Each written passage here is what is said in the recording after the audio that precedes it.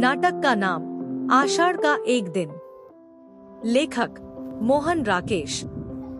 पहला दृश्य, बारिश का माहौल। मल्लिका भीग कर आती है। माँ उसे डांटती है। पर्दा धीरे धीरे उठता है। हल्का हल्का मेघ गर्जन और वर्षा का शब्द। दृश्य, एक साधारण ग्रामीण प्रकोष्ठ। दीवार लकड़ी की है, नीचे का भाग मिट्टी से पोता हुआ। बीच बीच में गेरू से चित्र बने हैं। प्रकोष्ठ में एक और चूल्हा है। आसपास मिट्टी और कांसे के बर्तन रखे हैं। दूसरी ओर 3-4 बड़े बड़े घड़े हैं, जिन पर काई जमी है। चूल्हे के पास 2 चौकियां हैं। उनमें से एक पर बैठी अंबिका धान फटक रही है। कुछ क्षण बाद सामने का द्वार खुलता है और मल्लिका भीगे वस्त्रों में कांपती हुई अंदर आती है। अंबिका आंख उठाकर देखती है, फिर अपने काम में लग जाती है। मल्लिका कुछ देर ठिठकती है, फिर अंबिका के पास आ जाती है। मल्लिका, आषाढ़ का पहला दिन और ऐसी वर्षा माँ, ऐसी धारासार वर्षा। दूर दूर तक की उपत्यकाएं भीग गई। और मैं भी तो, देखो ना माँ, कैसी भीग गई हूँ। अंबिका उसकी ओर एक दृष्टि डालकर फिर काम में लग जाती है। मल्लिका दक्षिण से उड़कर आती बगुलों की पंक्तियों को देखती रही।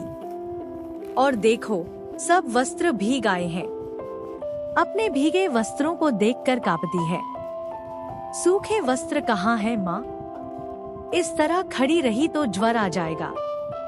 तुम बोलती क्यों नहीं अंबिका? सूखे वस्त्र अंदर रखे हैं। मल्लिका, तुमने पहले से ही निकाल कर रख दिए? अंदर की ओर चल देती है। आगे का दृश्य, संवाद। मल्लिका हंसते हुए, मैं भीग जाऊंगी और मैं जानती थी तुम चिंतित होगी। पर माँ, रुक कर, तुम्हारे काम मुझसे अधिक की अपेक्षा करते हैं। मुझे भीगने दो ताकि तुम्हें भी भीगने का अवसर मिल सके। तुम्हारी दृष्टि तो आज से वंचित रह जाती। ठहर कर, सच कहूँ माँ, आज मैंने जीवन में पहली बार जाना है कि क्यों कोई पर्वत शिखरों को सहलाती मेघमालाओं में खो जाता है। क्यों किसी को अपने तनमन की अपेक्षा आकाश में बनते मिटते चित्रों से मोह हो जाता है। क्या तुम नहीं देखती अंबिका? देख रही हूँ, मैं काम कर रही हूँ। मल्लिका, काम तो तुम हर समय करती हो। वर्षा का समय तुम इस तरह चुप नहीं रह सकती। अंबिका के पास आ बैठती है। अंबिका चुपचाप धान फटकती रहती है। मल्लिका उसके हाथ से धान ले लेती है। अंबिका, मैं तुम्हारे काम में हाथ बंटा दूंगी। मुझसे बात करो। मल्लिका, क्या बात करूं? अंबिका, कुछ भी कहो। मुझे डांटने क्यों आई हूँ?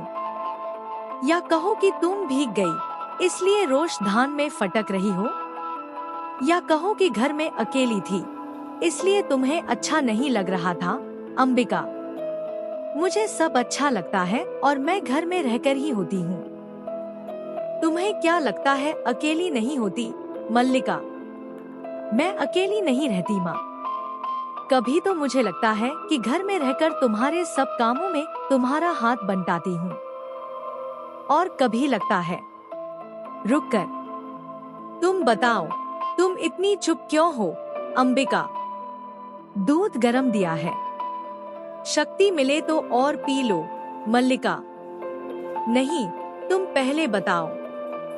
अंबिका, और जाकर धोती देख लो, फिर विश्राम कर लो। मुझे अभी। मल्लिका, नहीं माँ, मुझे विश्राम नहीं करना है। अभी कहने दो जो कहना है। तुम अपने में बंद रहती हो, कुछ बोलती नहीं हो। तुम्हारी चुप्पी मुझे डराती है। अंबिका, कुछ नहीं है ए बेटी, तुम बेकार चिंता करती हो। मल्लिका, कभी कभी मन उदास हो जाता है, पर यह उदासी मेरा नहीं है। तुम्हें मेरी चिंता है माँ, जो मुझे नहीं बताती। अंबिका उठकर झरोखे के पास चली जाती है। मल्लिका क्षण भर बैठी रहती है, फिर उठकर उसके पास जाती है। मल्लिका, वे कौन लोग हैं माँ? अंबिका, संभवतः राज के कर्मचारी हैं। मल्लिका, ये यहाँ क्या कर रहे हैं? अंबिका, जानती क्या करते हैं? कभी गांव में आकर आकृतियां बनाई जाती हैं और उन्हें भी दिखाई देती हैं। कभी युद्ध की सूचना आती है। मल्लिका सिहर जाती है। मल्लिका, पर आज ये लोग यहाँ किस लिए आए हैं? अंबिका, मैं नहीं जानती। मल्लिका, माँ, तुमसे बात नहीं होती।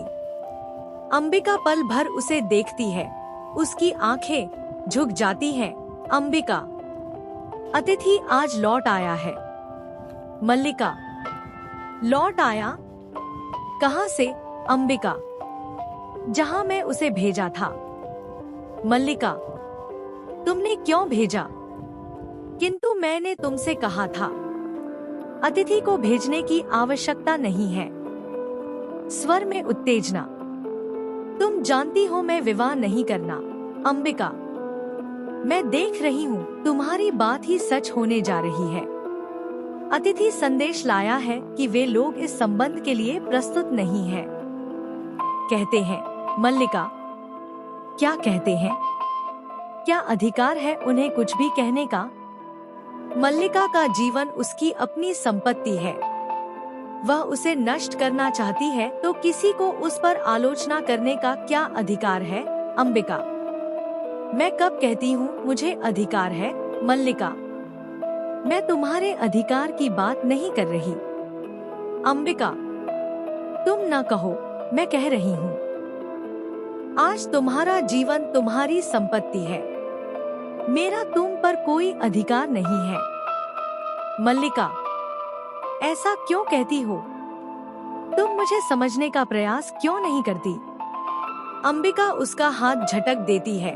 अंबिका, मैं जानती हूँ तुम पर अपना अधिकार भी नहीं है, किंतु इतना बड़ा अपमान मुझसे नहीं सहा जाता। मल्लिका, मैं जानती हूँ माँ, अपमान होता है। तुम्हारे दुहक की बात भी जानती हूँ, फिर भी मुझे अपमान का अनुभव नहीं होता। मैंने भावना में एक भावना का वर्ण किया है। मेरे लिए वह संबंध और सब संबंधों से बड़ा है। मैं वास्तव में अपनी भावना से प्रेम करती हूँ। वह पवित्र है, कोमल है, अनश्वर है। अंबिका, और मुझे ऐसी भावना से वितृष्णा होती है। पवित्र, कोमल और अनश्वर। मल्लिका, माँ, तुम मुझ पर विश्वास क्यों नहीं करती?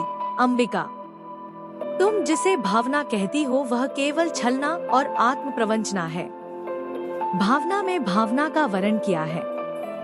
मैं पूछती हूँ भावना का वर्ण क्या है? उससे जीवन की आवश्यकताएं किस तरह पूरी होती हैं? मल्लिका, जीवन की स्थूल आवश्यकताएं ही तो सब कुछ नहीं है माँ, उनके अतिरिक्त भी तो बहुत कुछ है। अगर कहानी पसंद आई हो तो लाइक और सब्सक्राइब जरूर करें।